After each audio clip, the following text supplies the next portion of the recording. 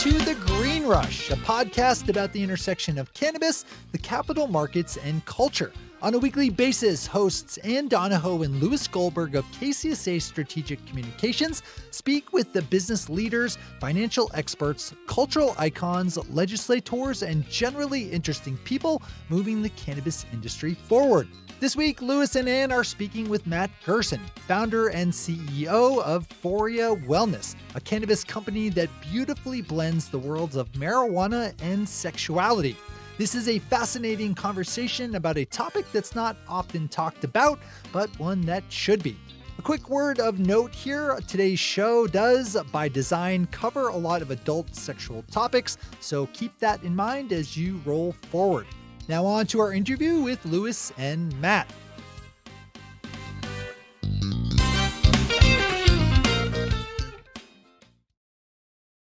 Ann.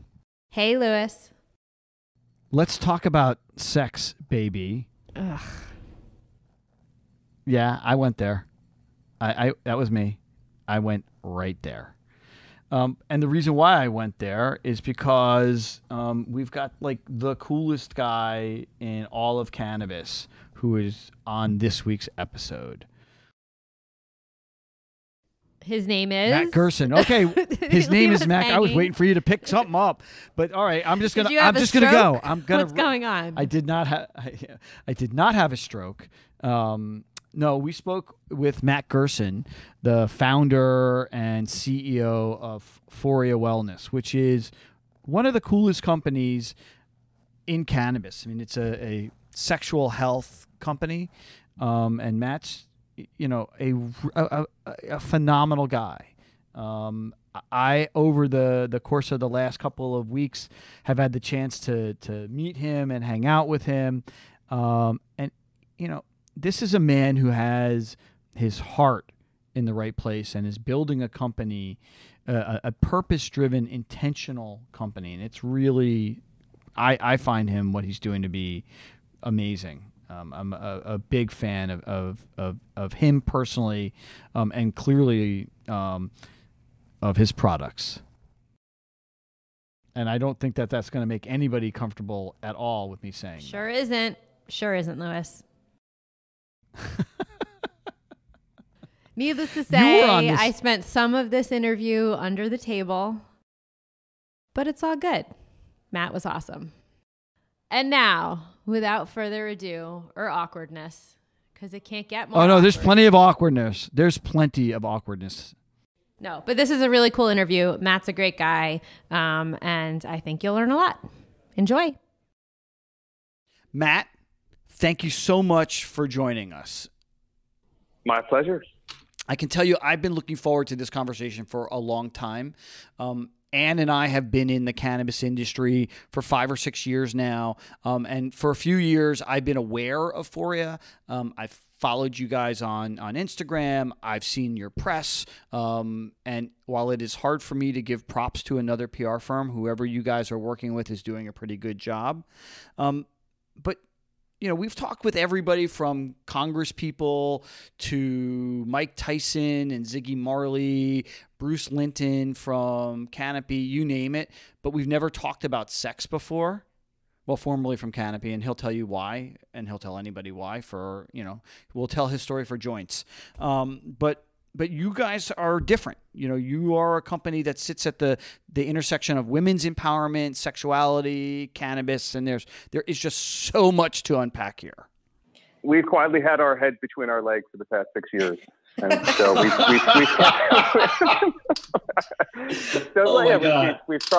kept things on the down low, and now all of a sudden everyone's interested in sex and cannabis. Who would have thought? But I'm happy to be here, and I'm really thrilled you guys are taking an interest in some of the work we're doing for the industry. Well, what I want to talk about first is that you're a guy. That's not a surprise, but I'm assuming you've also never had a menstrual cramp. So how is it that you got to be running a company that is so focused on women and their needs? Well, my mother asked me that question, I think, just as recently as last week. No, it's an important question. It's a good one. And this venture, why the plants chose me, as it were, to sort of shepherd this fairly ancient information, if I might say so, into the modern era. It's been the honor and sort of the joy of my career and my life to sort of be in this position and to be supported by such remarkable women on our leadership team to store this really important information out into the modern cannabis space. You know, in terms of why was me being a guy, you know, before I got into cannabis and sexuality, cannabis and sexual wellness, I was focusing on servicing the other biological sex. So I had a condom company. And that condom company, you know, condoms, I don't encourage any of your listeners to get into the condom industry. It's a really unpleasant industry to be in. It's a hyper regulated. It's pretty much owned by one or two major brands. It's a very hard space to play in. Was that a pun intended, by the way? We will have puns in ways that you can never imagine today. So, you know, gird your loins for lots of puns. Yeah. But in all honesty, there was in my life, there was a moment in time where I was looking at global health equity, and I got really inspired by the work of Dr. Paul Farmer, who writes about the poorest of the poor and their access to the best possible medical care and why that's important and why that should be a human right. And he started an organization called Partners in Health, which has a really beautiful business model, if you may, in terms of training doctors in regions of the world where there might not be a lot of doctors, and then leaving and going to another country and training doctors. So it's really an empowerment model. And I had this strange idea to take the Tom shoe model, which you're probably all familiar with now, which is you buy a pair of shoes and they give a pair of shoes, which, you know, in concept has a lot of upside, and in practice, I think has a lot of hair on it, which I learned, you know, through doing the similar model with condoms. You know, so we launched a condom brand called Sir Richard's, and it was a buy one, give one model. So we've also launched a brand in Haiti, in Creole, and, you know, tried to sort of meet that unmet demand for free contraceptives in a part of the world where there was a lot of risk exposure to preventable forms of human suffering, like HIV and STIs. So it was a real passion project for me. I was really happy to be involved in getting that off the ground. So I was in the sex space, right? But in an odd way. And I was able to travel around a fair amount, mostly talking to millennials who were growing up in a sexual, you know, the sexual awareness of the modern child is very, very different than if you grew up anywhere pre-internet, as you can imagine. But interestingly enough, a lot of the same tropes around sexual inequality, around pleasure, the pleasure gap, were still pervasive. So, you know, in my time doing Sir Richard's over those few years, I became aware of this, the difference between the number of male sexual enhancement drugs that were passing through the FDA halls and going out to market, and the number of products that were being made available to women. And the numbers as early as a couple of years ago were dismal. It was like 23-0. 23-0. So, you know, half of the human population was just not being provided with options to, you know, address sexual challenges, whether that was physical challenges around pain and discomfort, or just a natural progression of age and the challenges that age presents in the context of intimacy. So that was where the seed for me, I think, was planted. I was in Boulder, Colorado for doing that work. I moved the business out to LA, and I learned I sort of fell into the cannabis space around, what was that, 6 or 7 years ago now. And I think I was kind of primed to have this idea to take this known historical benefit of cannabis in the bedroom and to bring it into a topical, into a lubricant, if you may. So, you know, it's interesting is that people's like, oh, you guys invented this and you created this product. And the reality is that we didn't really invent this. It's been around for probably 5,000 to 10,000 years. The collective wisdom is there.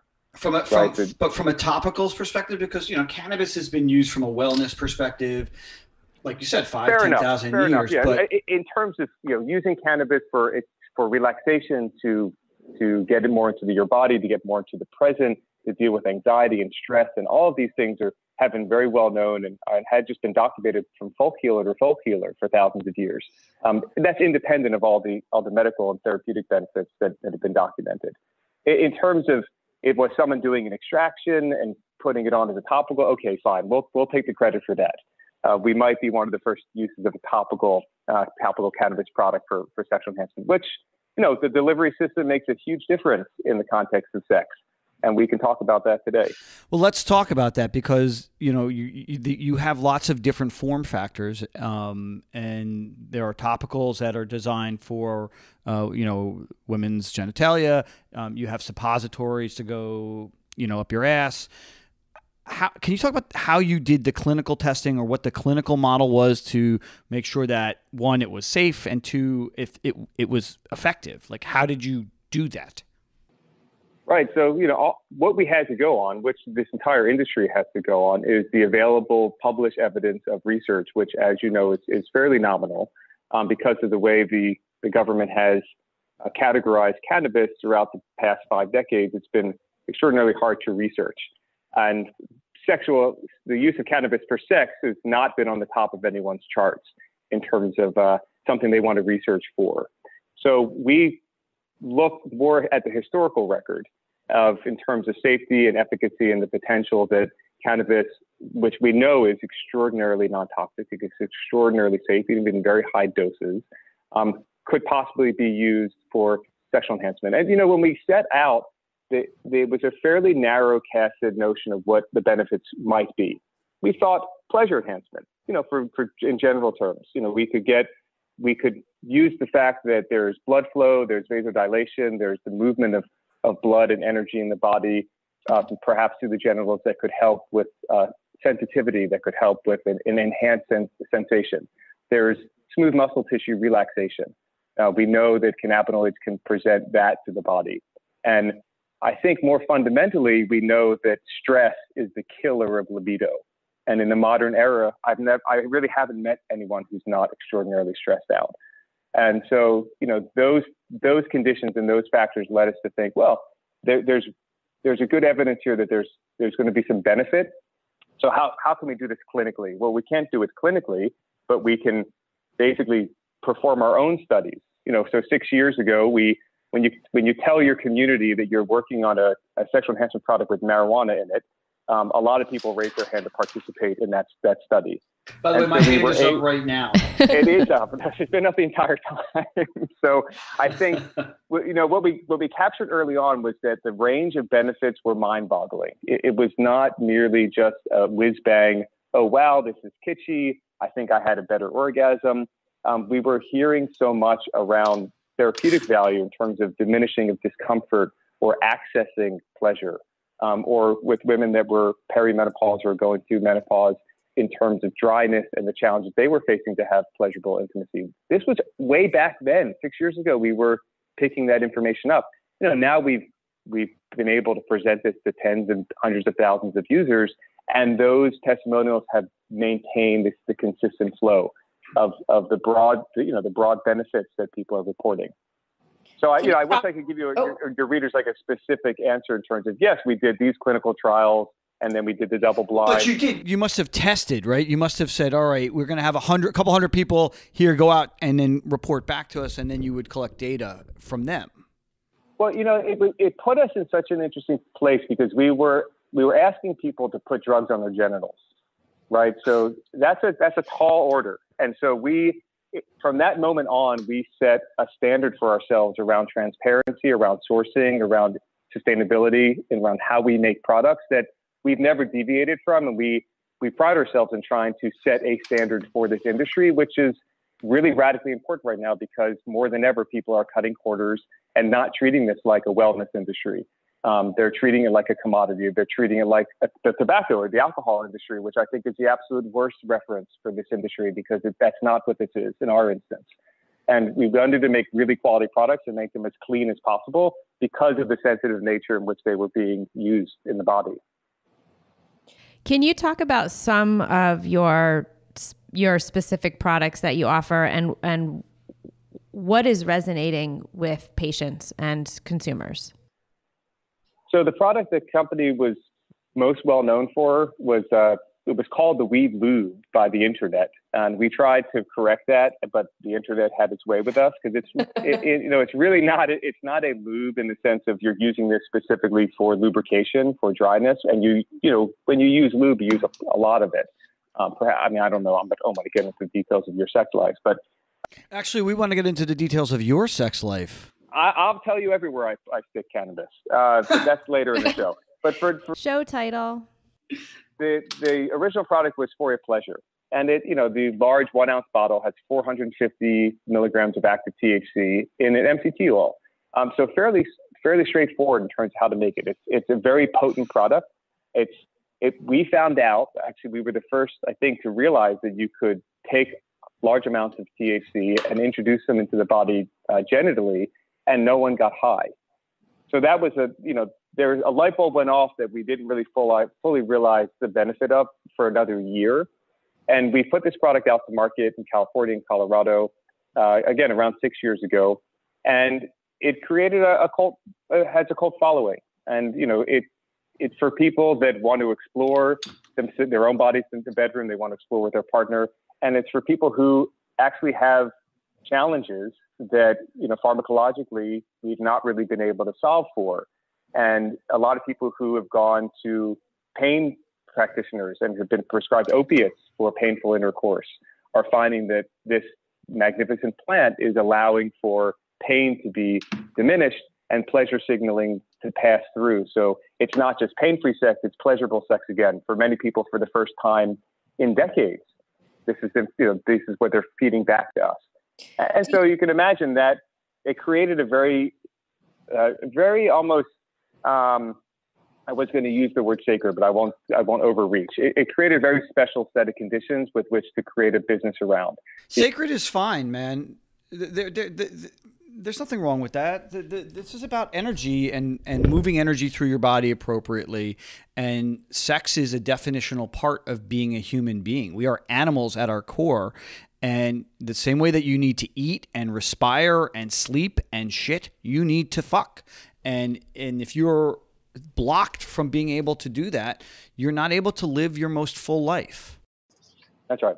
And so that's the work that we're doing. We're harnessing cannabis for those outcomes. And it is fundamental to be living a full life, to having a full relationship, whether you're having sex with yourself or with as many partners as you possibly can, irrespectively. The notion of having access to pleasure in your body, it affects everything else that we do. So we realized that we were onto something that was very special and really important. And so we moved very slow. That was the only product we had for a year, maybe even 2 years, because we wanted to be close to the clients. We wanted to find out, how are you using this product? How is it helping you? What are there any side effects that we need to know about? Are there any type of outside experiences that we didn't anticipate that we need to field and learn about? And we were quickly getting the interest of the medical community because their patients were talking about this. And so they were contacting us. And I got contacted by a urologist in Los Angeles, and I went and I spoke with her, and we developed a rapport relationship. And she was talking about the notion of pain being diminished that I talked about earlier.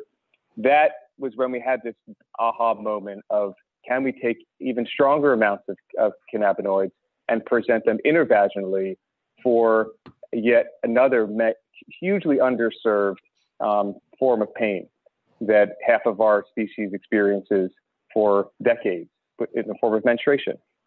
So we created a vaginal suppository, which has a very large amount of cannabis in it. It has 60 milligrams of active delta-9 THC, and it has 20 milligrams of active cannabidiol. And we put it into cocoa butter, into a suppository, which is an odd word in America, but for a lot of the rest of the world, it's a not unusual form of delivery for medicines. And the internet immediately called it the weed tampon.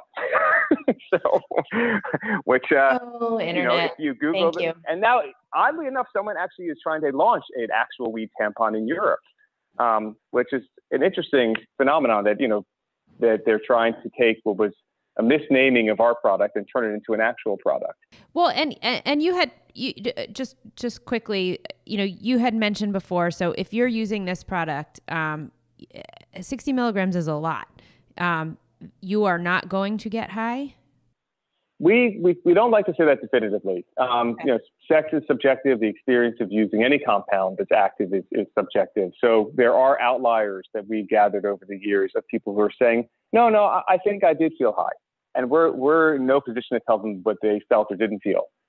So we found that the overwhelming majority of individuals who use high amounts of active THC vaginally are not reporting any psychoactivity. A little bit higher number when you use it rectally, but that's the next product. So, here we are, we have a vaginal suppository with a lot of THC in it. And, in doing the research around what is currently available to women for menstrual pain or for pelvic pain, for PCOS or for endometriosis or for a host of other challenging pelvic conditions, not much. I mean, the research that's being done, not much. Mm-hmm. There's been no breakthroughs. The drug that a lot of women reach for, an over-the-counter pain medicine, is known to be harmful to the liver if you use it often. Well, menstruation happens often. There's a drug on the market that was a failed hiccup drug that was rebranded for menstrual pain. I think it's called Midol. So Midol was a hiccup drug? Yeah, it's a crazy story. A bunch of corporate hacks sat around the room and said, "Hey, this drug isn't moving. What can we do to change it?" So they threw in perhaps some new ingredients, and they marketed it as a menstrual pain reliever. Well, Viagra was a heart medication, so I guess, crazier things have happened. Nothing wrong with that if indeed it works, and if indeed it's not harmful to the body in long-term use. And so we are harming each other. We are harming women in presenting them this as a sole option. And I'm all for. Go ahead. I'm sorry, but the whole medical industry is male dominated, and they look at men's bodies and women's bodies as basically the same. And they don't study women. Yeah, they don't test drugs on men. Women. They don't test drugs on women. So, you may have a drug that works perfectly on a man, and the women's chemistry is so fundamentally different that it interacts differently, and you don't get the same outcome. So, I mean, it's great that you're... In prevalence and symptoms and response to treatments, women we've known for decades that they physiologically respond differently to medication. And even as recently as the flibanserin drug that came out, and was considered the first female Viagra, when they tested how that was going to interact with alcohol, they tested 92% of the testers were men. So they tested a female sexual enhancement drug and how it worked with alcohol on men. I hate the world sometimes. Come on. Yeah. So the pharmaceutical industry historically has had an aversion to testing their drugs on women, and we've suffered the consequences. And, with respect to menstruation, we found ourselves in the crosshairs of a pretty important dialogue around why are there not more options? And then we were learning from our community is that women who had experienced other conditions beyond just painful menstrual cramps were coming forward and saying, this is the only thing that's helping for my PCOS or for my endometriosis. And we just get excited. I mean, it's not us, it's the cannabis plant. And it's yet another way that it's specifically helping women that we're trying to shepherd this information and capture the information and then educate. In the instance of this one product, we were approached by a Harvard medical researcher, and she said, look, no one has studied cannabis intervaginally. Nothing's been published. Hard to believe, given that, there's obstetrical and gynecological use of cannabis published from like hundreds of years ago, but nothing in the modern era has been published. I'd like to study it. So she took it to Harvard. They're going to be the IRB for the first of its kind study of this cannabis suppository that we created for menstrual pain.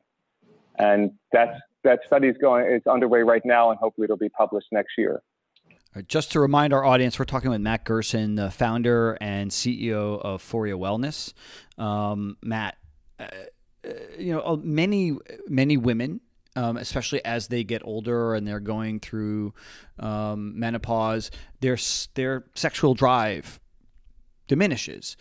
Have you seen or have your users been reporting back that by using your products that they are feeling an increased sense of their own sexuality, or are they wanting, they use your product, are they wanting to get it on more? What's happening?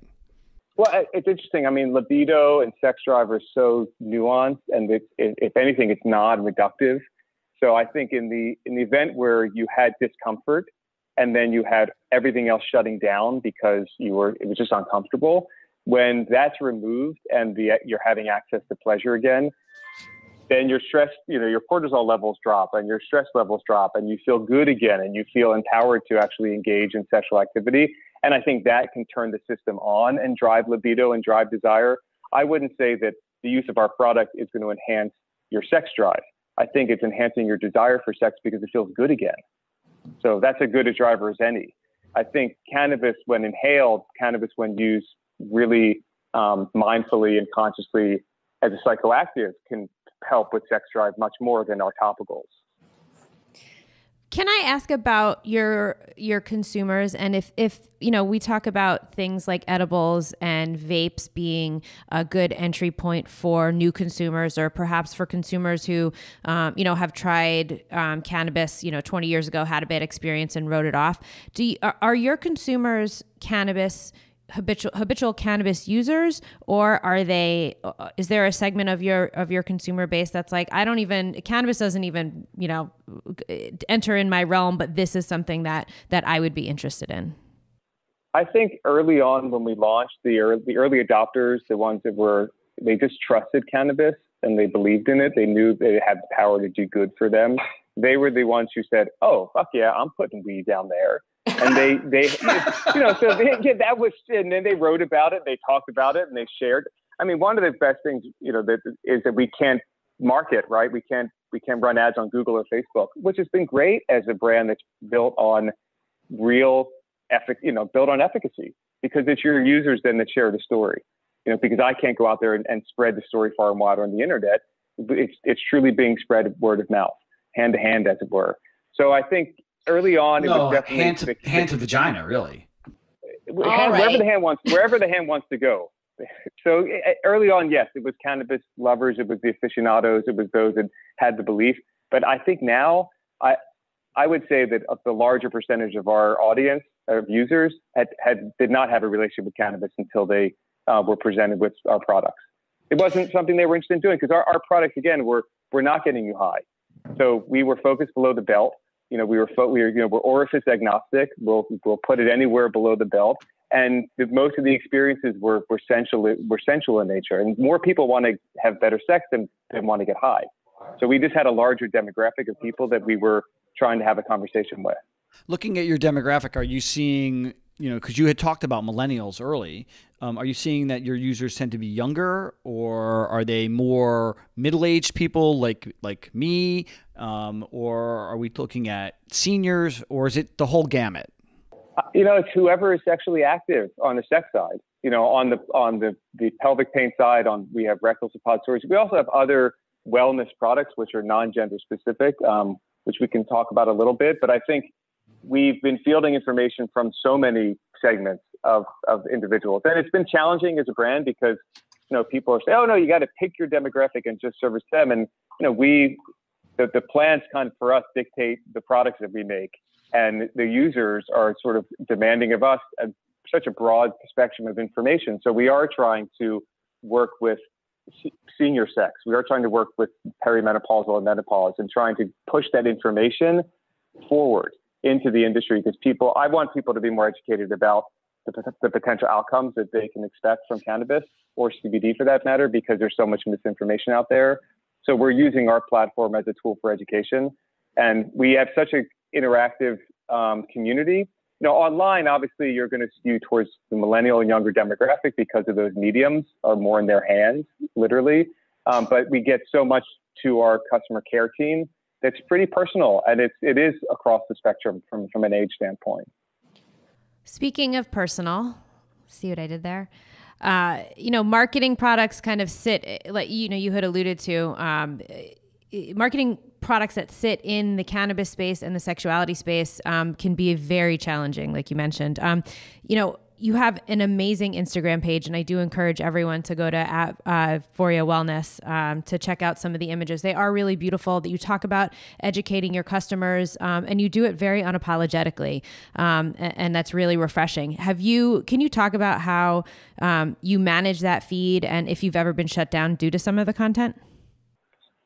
Well, thank you for appreciating it. It really, that feed means a lot to us. It's like kind of sort of our form of sex ed, that we can reach out into people's lives and have pretty impactful conversations through the use of an image sharing app. We've been shut down for certain content, we learn as we go. Instagram only likes so much ass crack. Maybe you can get away with a little bit more on Facebook. This shadow of a genital potential is okay, but that nipple's a no. It's really it's all over the place. The policies are all over the place. There's so much wrong with how they approach these topics, but well, they're learning as well. Yeah. So they're writing the rules kind of as we go, right? And certainly we hope that, all sex is not looked at equally, that, sex education is very, very different than certain forms of pornography. So we do like to push it a little bit, but not with the imagery, more with the content. And, the woman who runs that is our chief brand educator. She's a postpartum doula. She's a sexological body worker. She has invested a lot of her life in these topics. So it comes through as being real. This is not something we could hire out for some PR agency to put up pretty images for us. We've done everything in-house really to date, which I think is still pretty rare. From packaging to design to the web to social and to PR until very recently, we were always an in-house shop. I just feel like you can't get the passion really so often from agencies. You get pitched. And I don't really like being pitched. I really want people that are on board because they're moved to do this work. And then you just build a team with that ethos and you win. As the owner of a PR firm, I'm going to just disagree with you. Oh, shit. Sorry. That's okay. No, man. Look, if that's what your experience has been, that's what your experience has been. But I can tell you, the reason why we're involved in this space from a cannabis perspective is, we got involved because of opportunity, but as we learned it, the issues around wellness, the issues around social justice and social equity really speak to not only me and Ann, who are the leaders of the practice, but to the entire team. I mean, we really drink the Kool-Aid, so much so that we've even moved into other plant-based medicine type companies that are dealing with mental health, or mental disease and other issues. And, the reason why we've been so successful is we are true believers, right? If we're just pitching a story for our clients are going to fire us. If we are, and this goes for anybody who's listening to this, if you're working with a PR firm and they are not your advocates, not your agency, but your advocates, you're wasting your money. No, well said. And I will take that off the record, but you can keep it in the show, is that, we have found that cannabis turns people on, and because it has such phenomenal potential, but the therapeutic potential is so real. And we all want that. We all want to feel like the work that we're doing is meaningful. Every single person, even if all you care about is money, I think on some level, you want your work to be meaningful, and cannabis brings that in spades. So yeah, I'm all for finding the right agencies that do get turned on by this. And they say, hey, okay, this isn't just another lipstick. This isn't just another crappy consumer product that no one really gives a shit about and just going to end up in a landfill and should be obsolete. But sure, I'll pitch it to some influencers for you. That whole part of our world needs to die a fast 100% death before it kills us. But cannabis is not that. Now, cannabis is, unfortunately, I'm concerned that in some of the ways people are trying to sell cannabis, they're trying to take a page from those playbooks. Sometimes it works, sometimes it doesn't. We just have to be careful right now in so many ways about how we move this industry forward. All right. So you mentioned money, right? And cannabis. For the last few years, I mean, we named this podcast The Green Rush because there is legitimately this unbelievable opportunity to convert, an illicit market that's $75 billion into this licit regulated taxed market. And you guys are an ancillary product. You're not a core product in terms of what you're, smoking or edibles. Can you talk about the financing behind you guys? Like, how did you start from a money perspective? What are your fundraising goals and needs, and where's the business going? Yeah, I mean, it's the first couple of years were challenging for the reasons that you just stated, is that we were ancillary to the consumer intent in the channel, specifically in dispensaries. What was really radically transformational for us as a business was we bifurcated the brand into, cannabinoids derived from hemp and cannabinoids derived from cannabis sativa in regulated markets. And that was so impactful for us because we had galvanized kind of the world's attention on the topics of sexual wellness, sexual pleasure, use of cannabis to that end, and menstrual pain. And those were topics that spread far and wide, but people didn't have access to our products. So when we decided to make analog products using cannabidiol and other plants, because frankly, for a lot of these products, if you just use CBD alone, they're not as effective, and they might not be effective at all for some of the things, the outcomes that we're trying to deliver against. A lot of plants just want to work better. They work better together. So that allowed us to take a tremendous amount of earned media traffic to our site. We get 3, 4, 500,000 people a month on our website without a lot of media buys. And that's still just from the PR that's continually trickling out there. We could then start to convert them for the first time. And we were also able to take the message of, because I'm cannabinoid agnostic, again, whether it's hemp or cannabis. I think they're going to come back together again in the next few years and stop being two plants artificially. So we get to take this message and we were able to broaden it drastically. We were able to sell into like 150 countries within the first couple of months of turning our online sales on. And so a lot of our focus as a business operationally has moved towards servicing that global demand for these products.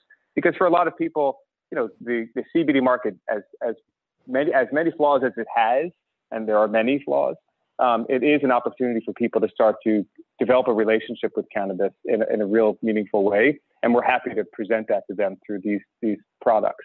So, early on, we had to find some believers.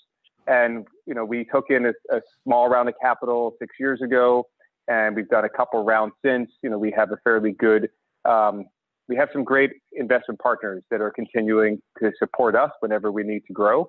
And we're in a major growth period. I mean, we're opening up a store and an event space in Venice Beach, which we really wanted to be a hub for education and to support other good quality brands in cannabis. And we want to have more of a direct point of contact where we like the D2C model more than we like what's happening in mass right now.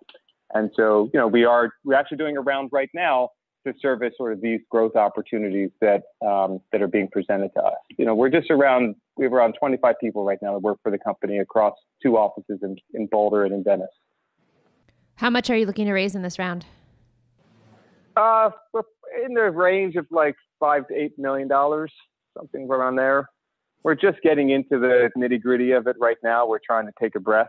And we usually do our rounds right around the holidays for whatever reason. It's not the best time to raise, but that's where we find ourselves again this year. But it's exciting because we are able to say no.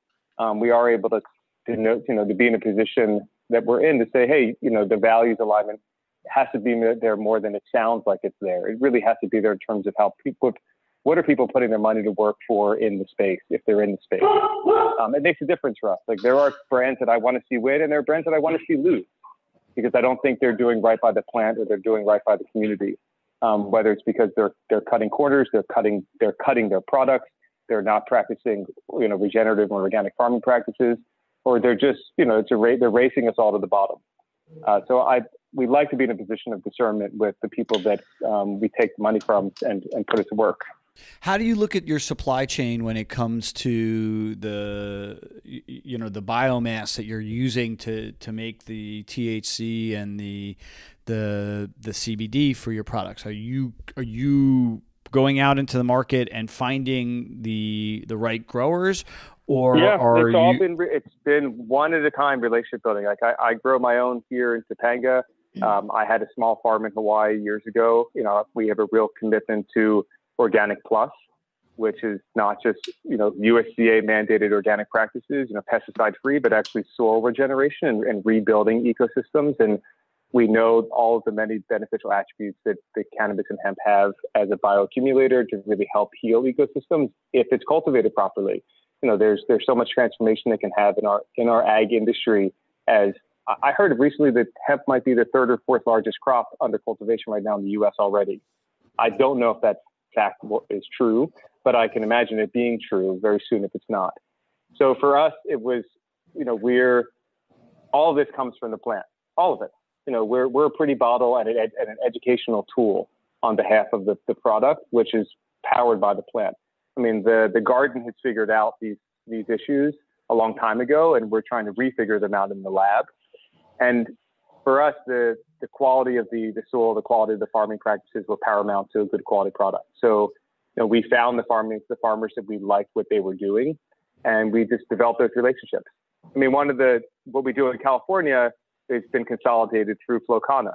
So Flocana is a pretty well-known brand now in the state of California, and they aggregated together all of these small, micro, multi-generational farms that, had phenomenal farming practices in place, and they gave them a way to get to market and to stay alive and not to go out of business in the legal market.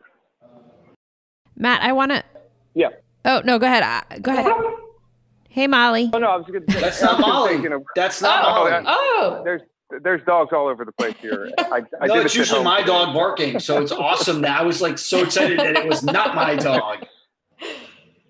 So I think we're scratching the surface, right? So our products can get, if anything, they can only get better with the research, with further research, with better understanding of our own endocannabinoid systems, with better understanding of cannabinoid profiles and what these different cannabinoids do with respect to these types of outcomes that we're driving. So, we are looking to develop relationships with farmers that will allow us to get more specific with cultivars. And again, that's just informed by the information that we've been picking up over the past 5 or 6 years. And it's just beginning. But I always I'm hopeful that more and more brands realize the importance of having a real anchored relationship to their farms, whether they're their own farms or they're using a third party. It is so critical to the health of the industry. I fear that we're just going to go into a monocrop big ag model. And that's most likely not going to give us the best possible outcomes. I'd like to go back for a moment to fundraising, and we love entrepreneurial stories. So being venture backed, can you talk about what your first VC meeting was like when you're pitching this like sex tech / cannabis / female wellness concept? What was the reception like? And was there a woman in the room from your team?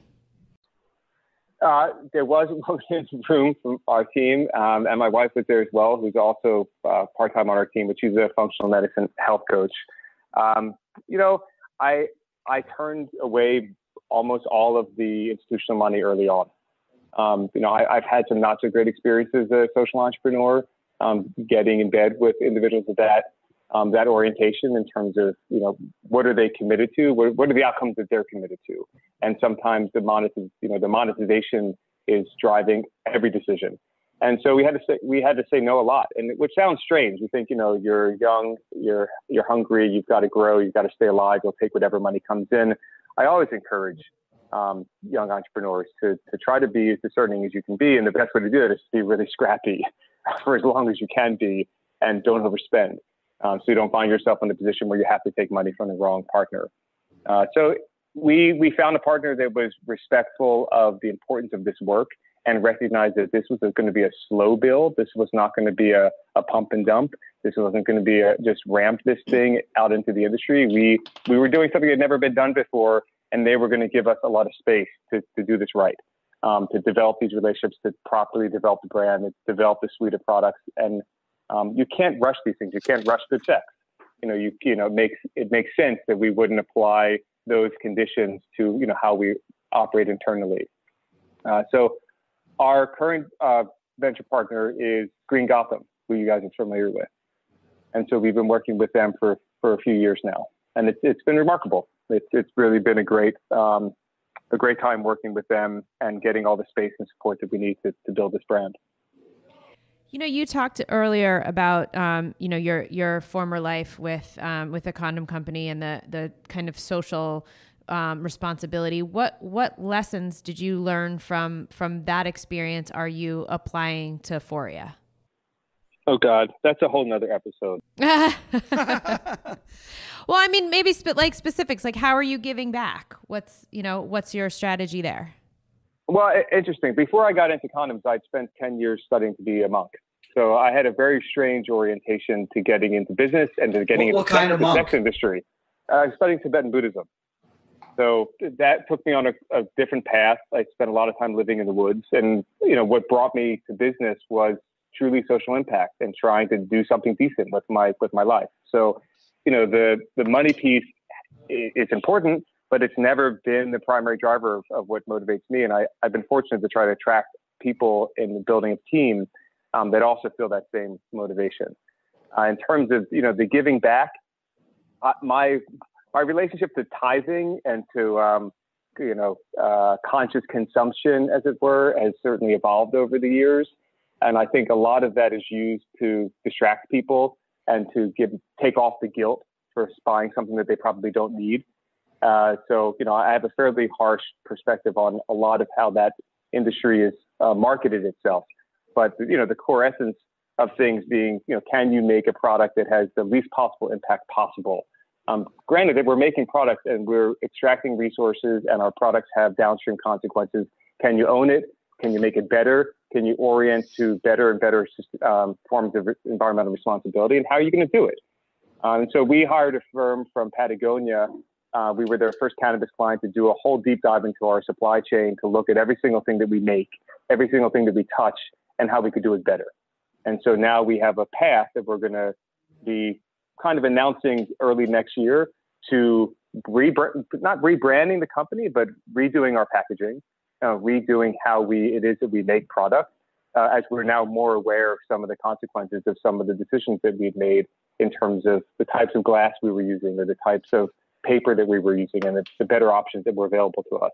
So it sounds small, but you got to start with what you're actually making first and trying to make it as clean as possible. We have a standard that says if an input is available USC organic, we will always put USC organic in our product. We're making wellness products. Why would you cut a corner on something so basic and so accessible? There's a lot of shit that we can't change. So we got to do a much better job on the things we can change. So for us, the environmental orientation is paramount because this is an industry based on a plant. So that's the direction we're trying to move our business in. And just to remind everybody, we're talking with Matt Gerson, the founder and CEO of Foria Wellness. Matt, I am a true believer that we really only learn from failure. Success you can stumble into, but failure you own, and the pain that you come from that failure informs how you move forward. Can you talk about a significant failure that you've had, whether it be in business or in life, and how it impacted on how you built Foria? Oh, I mean, yeah, I know the road to failure pretty well. I mean, I've tried to launch a number of social ventures throughout the past 20 years, and most of them failed financially, and they were in varying degrees successful as forms of inspiration that I believe possibly changed the way one or two minds perhaps looked at certain industries and maybe got involved in ventures that were successful financially and could survive and thrive. Early on, I think my naivety and idealism, weren't well married to the gravity, the physical laws of running a business.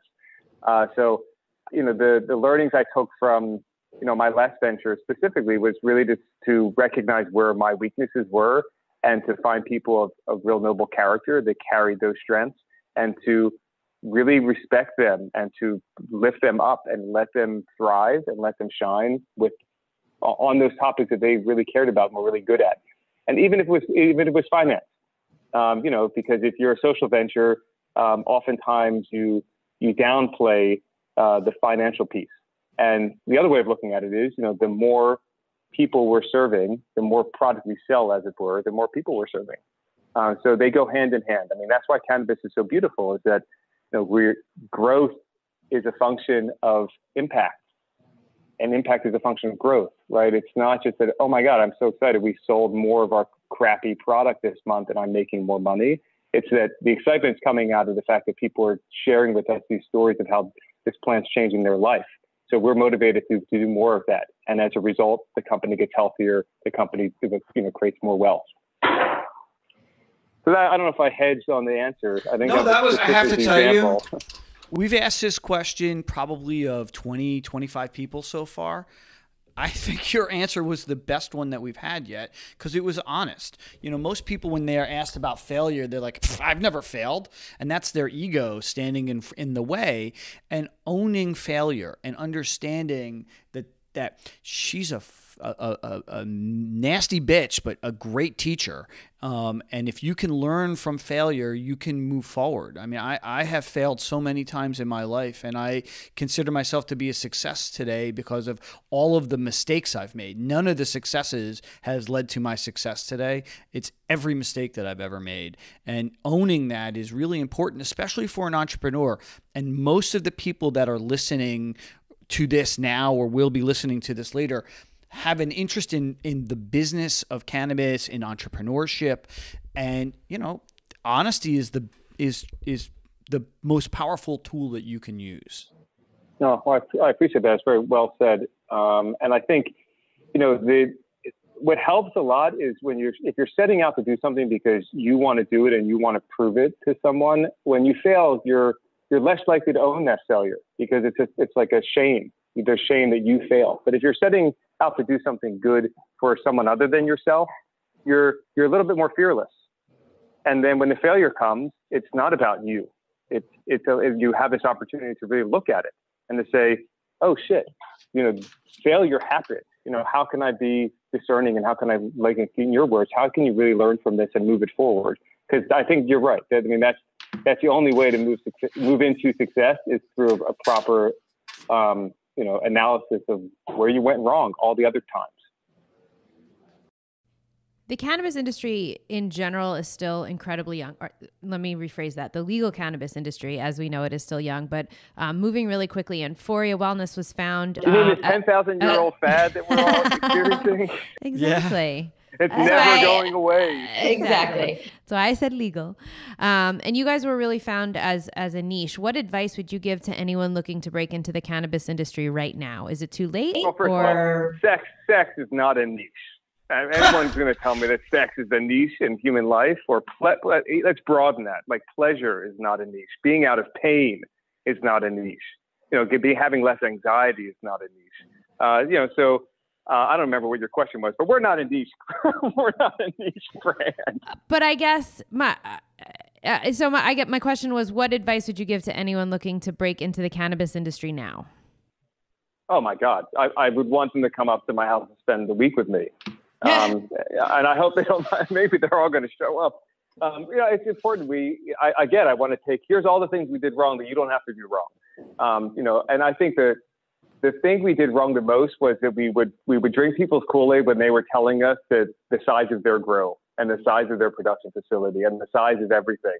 And all of a sudden I was back selling condoms and everyone's telling me how big it is. And I'm like, oh my God, this is not what matters. We need quality people that can be humble. They can say, we're trying to build the most quality outfit. We're trying to build, you know, the most comprehensive approach to this, what these things that we're tackling. You know, we fell prey to a lot of that early on. And, you know, to speak frankly, it's a whole bunch of people with real estate experience who own licenses and they don't understand brand and they don't understand client or, you know, community building or having relationship with customers. Hopefully they can hire for it. But, you know, their orientation was misaligned and we got better over the years in recognizing that earlier. So, you know, this business is extraordinarily interdependent. This is not the Horatio Alger myth where you can be like the self-made anything. It's extraordinarily codependent from one sector to the next. So, you know, be extraordinarily discerning in who you decide to partner with because you're going to have to. And if you partner with the wrong people, it's extraordinarily painful and it can take you down. You know, that, you know, working on that piece of character development with the person getting into the space, I think is extraordinarily important. Have you had any mentors in your career that have really stuck out? And also, do you mentor people who don't work for you, but who are looking for help? Well, my mentors right now and are really, in all honesty, the people that have come on board on this team, because it's been remarkable for me as a social entrepreneur who kind of, again, I often come through this lens of idealism and then I follow my faith. To have people with such amazing skill sets coming in and working together and figuring out how to work together in the service of a common goal and how much more powerful that is than the top-down notion of like making something happen and forcing it. It's more of the emergent phenomenon of a complex system where you create a certain degree of complexity and harmony, and a higher level of order emerges out of that. And that's more, I think, aligned with how living systems operate than how we tend to operate in corporate America, which sort of diminishes and inhibits that type of natural growth. The economic growth is more cancerous and malignant than growth for the sake of complexity, which is for the sake of diminishing some form of discomfort and enhancing pleasure. I think those are great forms of growth. And so for me, those mentors right now are found in my day-to-day workings with my team and the whole ecosystem of partners that we've created. In terms of, am I mentoring? I mean, we're about to move into a fairly public-facing phase of our business because we're opening up a store and we're going to have an event space where we're going to try to do a lot of educating. And I love sitting on panels. I love having conversations with people. We've been approached by some individuals that have launched similar products to ours, and we've done our best to mentor them. The world needs more good quality cannabis products in and out of the bedroom. By no means are we looking to corner a market. This market is billions of people. We've only serviced a couple 100,000. I mean, so I'd be completely delusional to think that there's competition. There's so much potential for collaboration, but you need to get over that fear that there's not enough. And so, I'm always excited to talk to people that want to get into this industry for the right reasons and to help them out where I can. We ask, we're at the end. You've made it. Congratulations. I just laid down on the sofa. Oh, that's cool. Put your feet up. Well, you know what? Yeah, screw it. Then before we ask the last question, I want to ask a personal question. You didn't ask me where I put cannabis in my body. Well, I was going to ask. Tell you. My wife's looking at me. She's smiling. Well, so I'm going to ask you about you and your wife. Okay, great. What role do your products play in your life? I mean, we don't have kids, right? So I don't have kids yet. I just recently got married. So our congratulations. products, thank you. Other than our dogs, these products are as our children almost. I mean, we do take them to bed with us, literally and figuratively, and we hold them with an extraordinary sense of the sacred in terms of, this. It's so, I mean, look, all of us on this call, like, we're getting to be a part of the creation of what will become perhaps one of the most important industries ever to come out of the modern industrial state. With the power of plant-derived medicine to both, therapeutically impact people's lives in a real way where pharmacologically we've not been able to solve for, just on a one-for-one basis of diminishing pain, to potentially having some more transformative potential in terms of our worldview and how we look at ourselves on this planet and how we have respect again and have love again for the things that keep us alive. And we might find ourselves in a position of wanting to fight for and care for these things more if we fall back in love with them. And a great way to fall back in love with the plant is to bring it into the bedroom with you, or to use it in a way that's really changing how you feel in your body and you're not in pain all the time. So that still makes my hair stand up. I'm still excited. I'm honored and excited to be having these types of conversations. And 50, 60, 80 years from now, the river is going to be having moved along in a certain direction, and these minor changes that we hopefully can put forward today are going to have some really serious impact on where this place ends up. So again, I don't remember what you asked me, but that's okay. No, I asked you how your products play a role in your own life. So now, where do you stick them? Oh, yeah. So, I mean, we're constantly tinkering with new products. Like, I've been trying to make a product for men for 6 years. So I've had to try everything imaginable in terms of, using cannabis for vitality, for sexual enhancement, because we've been asked for so many years, why don't you have anything for men? And obviously we went through the reasons as to why. We didn't talk physiologically why, but culturally and socially why, because there already are so many things for men and there are so few things for women. But we get to experiment a lot with our products. One thing I do like to share with people is that, my wife has some serious cramping with her cycle, and our suppository does not work for her. And so I think it's really important that people hear that, is that, I'm always tinkering with herbalists trying to make these products better because they are working so profoundly for so many. They're not working so profoundly for everyone, including my wife. And that's really important to set the expectation for what the plant might do. based on what we know about our own bodies and our own endocannabinoid systems and how we're working with these plants, everyone being so distinct, everyone being so different. So in terms of sex, I don't smoke a lot of cannabis anymore. I do grow it here at home. We mostly create oils for friends who are severely sick. I do accidentally get high on my own stuff all the time. And it just happens. How does that happen? You like trip? Literally? Well, there's all kinds or of ways figuratively. It can happen. Figuratively, no, like literally, like because I will be a little cavalier with measuring something that I'm making a small batch for someone, and then I'll of course test it to see what the level of psychoactivity is, especially if I'm giving someone a medicine that has active THC in it. I prefer a microdose these days over anything. I have some strong opinions about the dabbing part of this culture, which I can withhold for another conversation. But I feel that in the bedroom and for playing music, for introspection, for connecting with my partner, for connecting with nature and the things that I care about in this life, a microdose is really just enough for me to reorient my awareness and more towards the heart and out of my head. And that's all that I'm really looking for psychoactivity, just a nominal shift. I do love to put cannabis in my ass. I do have a low L1 herniated disc and some sciatica that it can be really effective in diminishing the inflammation and helping with that pain when it acts up.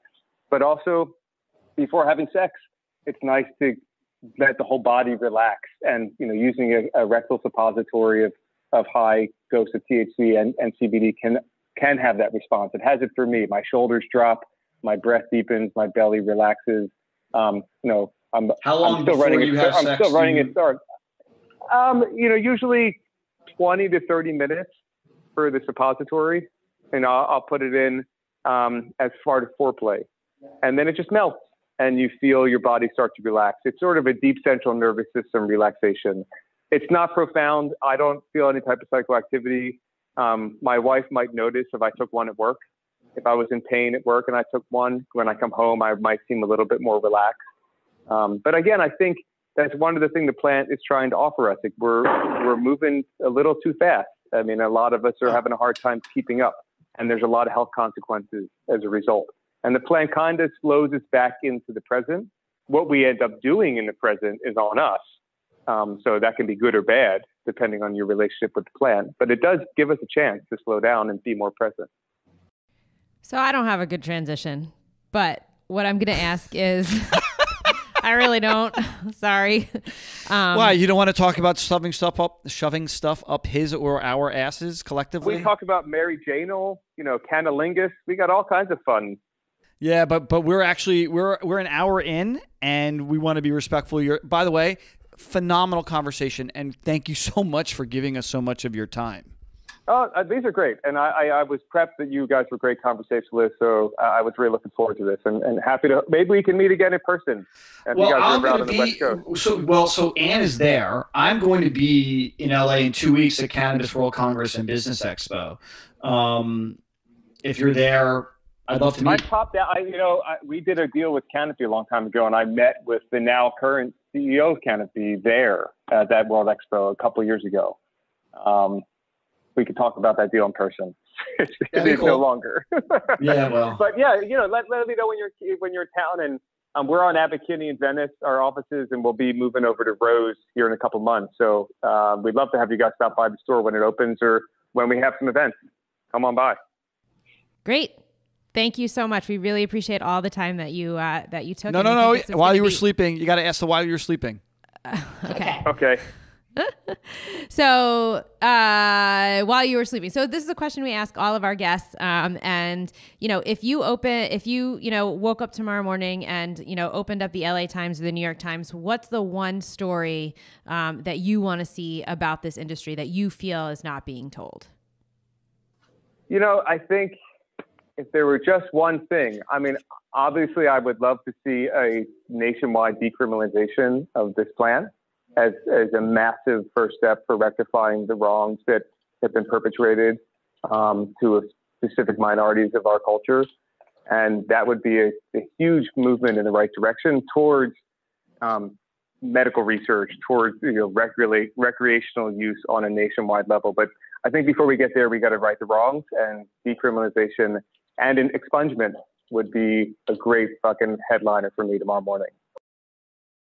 Our thanks to Matt Gerson, founder and CEO of Foria Wellness. Check them out at foriawellness.com and on their awesome Instagram page at Foria Wellness. As always, if you want to chat with us, you can find us on Twitter with the handle at @the_greenrush or on Instagram at @thegreenrush_podcast. As always, you can drop us an email at greenrush@kcsa.com. It's been a while since we got any hate mail. Please bring it. I'm waiting for more hate mail. Fuck Donald Trump. That should get me some hate mail right there. We're always looking for your feedback, guest ideas, questions that you want us to be asking, anything. And please don't forget to subscribe and rate and review The Green Rush in your favorite podcatcher. That's one take, Shay. One motherfucking take.